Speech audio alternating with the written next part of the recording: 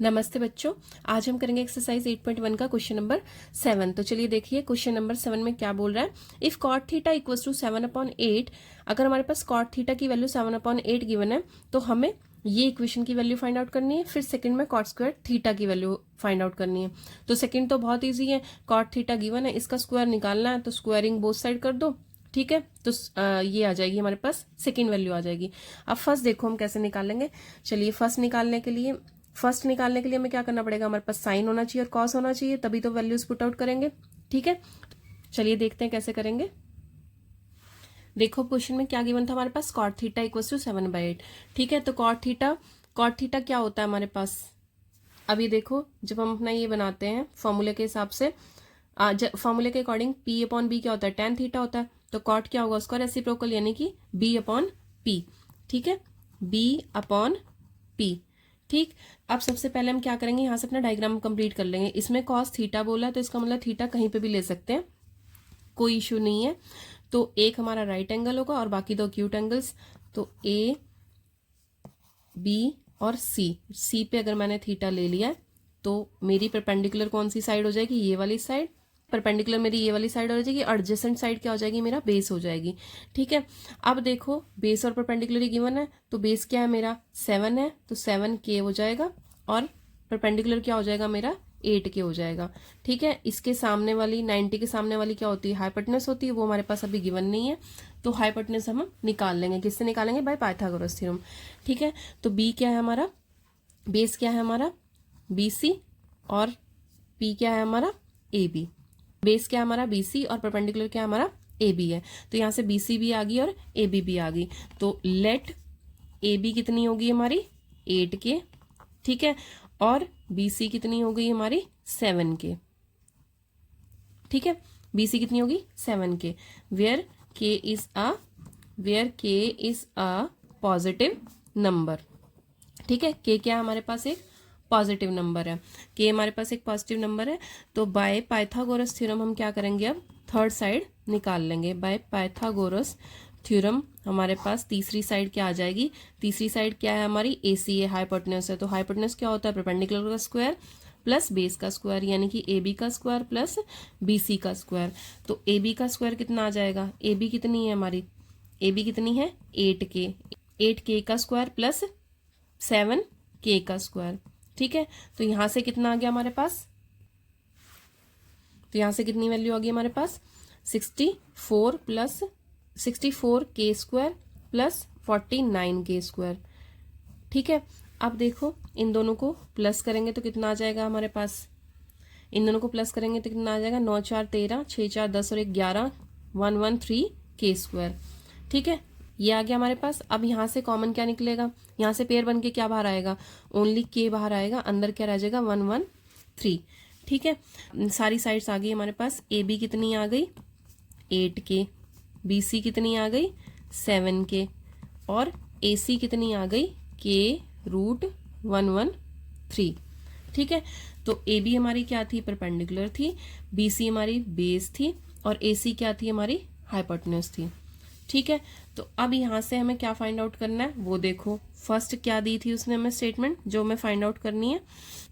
आप ये देखो इस फर्स्ट स्टेटमेंट में हमें क्या क्या चाहिए, साइन चाहिए, ऊपर दोनों जगह साइन की वैल्यू पुट करनी है और नीचे क्या है कॉज है।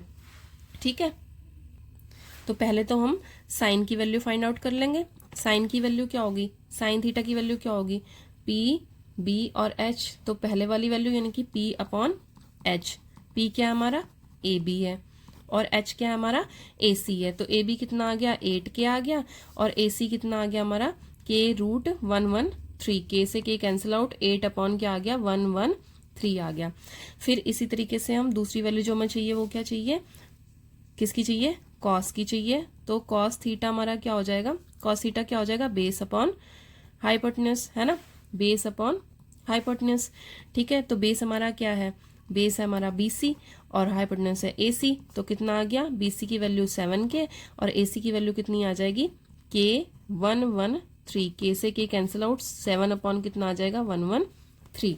अब ये हमारे पास दोनों वैल्यूज आ गई।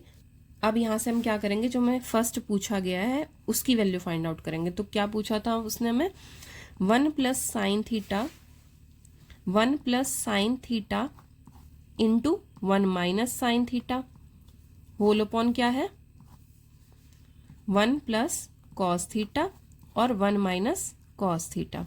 ठीक है, तो अब देखो 1 प्लस साइन थीटा क्या है हमारा, 1 प्लस साइन थीटा की वैल्यू कितनी है 8 अपॉन 113, 1 प्लस 8 अपॉन रूट 113।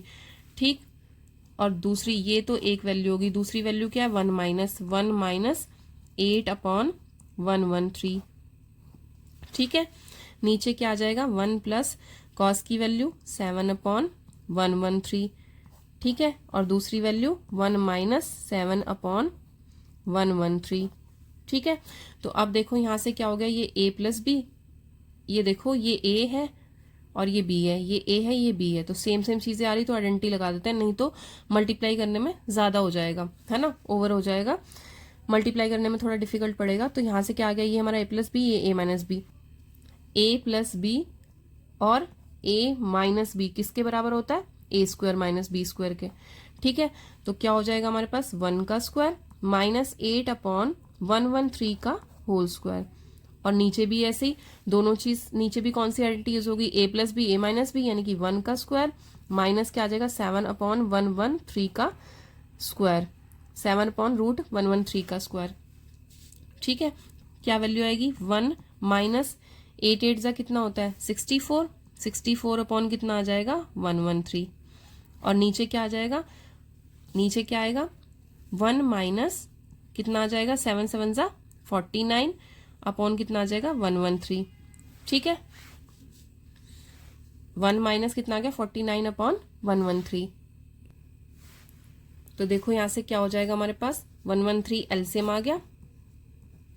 ठीक है, ऊपर क्या आ जाएगा, ये मल्टीप्लाई हो जाएगा 1 1, यहाँ जाके मल्टीप्लाई हुआ 113 माइनस 64 होल अपॉन क्या आ जाएगा, ये ध्यान रखना इक्वल्स टू बड़े वाला जो डिवाइड होता है उसके इक्वल्स टू में डालते हैं।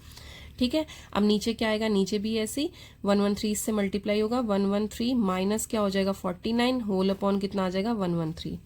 ठीक है, अब इक्वल्स टू दोनों को माइनस करो तो क्या वैल्यू आएगी हमारे पास, माइनस करो 9 4 13 तो कितना आ जाएगा 49 अपॉन 113 होल अपॉन कितना आ जाएगा, नीचे वाली चीजों को माइनस करो तो वहां पे कितना आ जाएगा 64 अपॉन 113। ठीक है, तो क्या है हमारे पास 49 अपॉन 113 इंटू ये चीज ऊपर जाके रिवर्स हो जाएगी, क्या हो जाएगा ऊपर जाके क्या हो जाएगा रेसिप्रोकल हो जाएगा 113 अपॉन 64, तो 113 से 113 कट गया, आंसर क्या आ गया हमारे पास, आंसर क्या आ गया हमारे पास 49 अपॉन 64। ठीक है, तो अब ये आ गई हमारी फर्स्ट पार्ट की वैल्यू।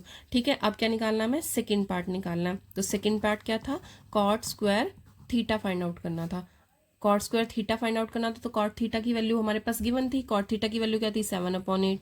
अब स्क्वायर फाइंड आउट करना तो क्या करेंगे स्क्वायर कर देंगे।